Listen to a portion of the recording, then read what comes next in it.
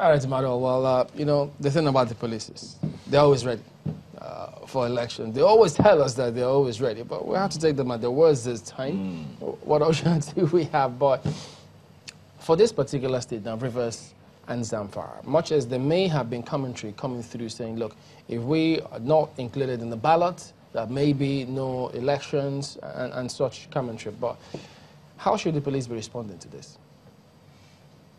Well, I think specifically speaking about Rivers State, because there have been so much hyping of the security situation in Rivers State.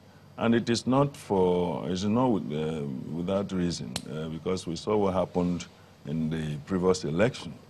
And the build-up of this particular one, the governor and the opposition party in the state, the major opposition party in the state that happens to be the ruling party at the center, have been involved in one kind of imbroglio or the other. I think it was sometime last week, one of the serious contenders there, I think a minister in the current administration, I saw him, I believe that was the word, the voice I heard, you know, because of these days of technology, where he said that they procured a high court judge to give judgment. That wasn't good enough to my ears, because this matter had gone to the Supreme Court, passing through the appeal court, and such statements give wrong signals to followers.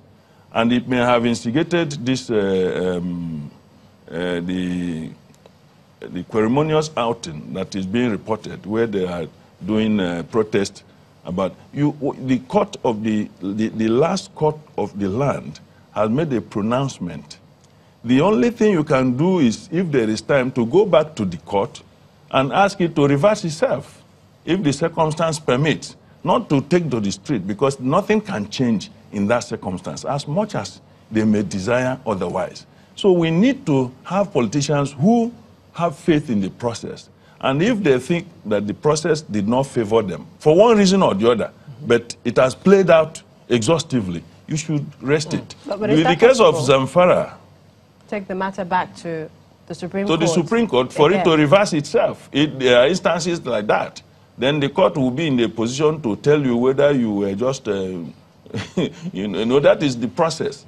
But we don't have to go to the street or even make comment that a judge was procured. Must it be in your favor all the time so that it will be legitimate? That is an assault to my own constituency too, as a lawyer.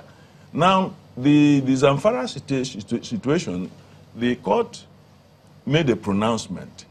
And the agitation that the AG, the Attorney General of the Federation, had to write instructing, but I believe it's an advice, because the INEC people INEC has its own legal team that will normally look at the judgment of the court, study it, but the Attorney General is allowed to make input either by way of advice, and then they chew it. So I think that one should be left to them, but I believe it is important not to overheat the polity, either by our comments, the political actors making comment to show that they are incapable of being defeated, you know, dramatizing their seeming invincibility.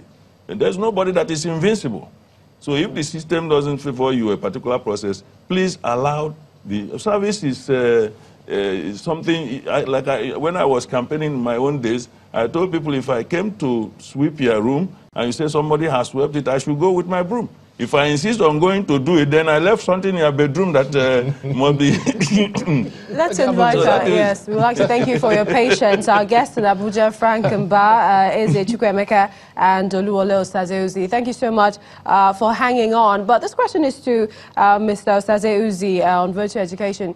I mean, you heard about the ballots, is it stolen ballot papers in Kano? I mean, how did these people get a hand, get those particular papers? Did INEC give it to them?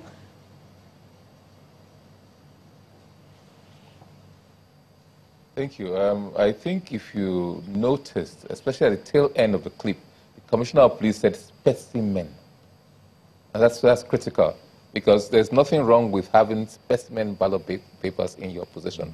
But this is subject to investigation, so we'll have to await the full investigation by the police. So commend them for doing what they did. Unless they go conclude their investigation, it'll be difficult to say. But yes, we did give political parties the specimen of the ballot paper. We have a poster. I have it out just outside the studio. We have a specimen of the ballot paper, which we've shared to all stakeholders, the media, the security, the political parties especially, because we believe that the political parties should do a lot more in terms of voter education, in terms of getting people out, teaching them how to vote correctly, such that their ballots are not invalid. So we even supported the IPAC. IPAC is the Inter-Party Advisory Council, which is an umbrella body for all political, association of all political parties registered in Nigeria. And we supported them. They went zonally. That's the one on the screen now is a specimen. That's the chairman showing you the specimen. It does not have the security features. So the things that were stopped in Kano, the commissioner of police and the police will go into it and see whether it has security features, whether it's actually a specimen or whether it's an imitation of what forgery of what the actual ballot paper is like. But they were given specimens so that they will use it to demonstrate how it will be, how you cast your vote, how you fold the paper, and how you do everything else. And also, some of them, I've seen so many where the political parties themselves, and rather than give the blank one that we gave, now put the fingerprint on their logo or something like that. They're allowed to do. Yeah, but Ms. Uzi, just a quick follow-up. We have to await conclusion of the tell us investigations then, by the police. Are they allowed to replicate it? And if they do, is it a crime? Oh, no, it's not a crime at all. If they replicate it for the purposes of voter education. But if they try to forge it and look for a surreptitious way to get it on election day into the scheme of things, then that is a crime. But for them to use it, to replicate it for voter education purposes and put specimen, it's important to specify that this is not the real thing. The specimen on top of it, or just say, look, this is for demonstration purposes only. There's nothing wrong with that. Next question is to Mr. Mba. Security architecture in Rivers State, has it been compromised? I don't understand your question. You must understand, because we spoke to, you heard our correspondent Emmanuel Ere, who had many things to say on the preparations ahead. You're smiling. And he did say that there were some comments that perhaps the security in Rivers State has been compromised ahead of the elections. We know what River States represent in our history of elections in Nigeria. So what are you doing? Have you heard that?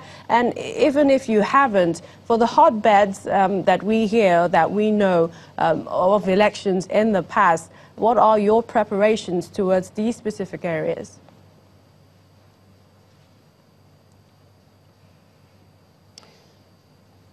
Okay, now I get you very clearly. I think it would be wrong, and absolutely wrong in its entirety, if anyone to say that the security situation in Rivers has been compromised. The truth is there are challenges in Rivers State, and you need to look at Rivers from the dynamics playing out there. We are not part of the political matrix. We are not part of the political crossfirings between and amongst the political parties. Our job fundamentally is just to stabilize the security arrangements in and around Rivers State. And so whatever the politicians are doing, if they want to carry out protests, whatever they are doing, as long as they do that within the confines of the law, we wouldn't have problem with them. But once they begin to cross the boundaries of the law and begin to engage in any act or acts of illegality, we will bring the full weight of the law to bear. The election in Rivers State, just like elections in other parts of the country, will go on a schedule. We work with INEC. Whatever things INEC will have put out or is putting out, will provide adequate security cover for INEC, will provide adequate security arrangement for INEC, and will deliver on our mandate.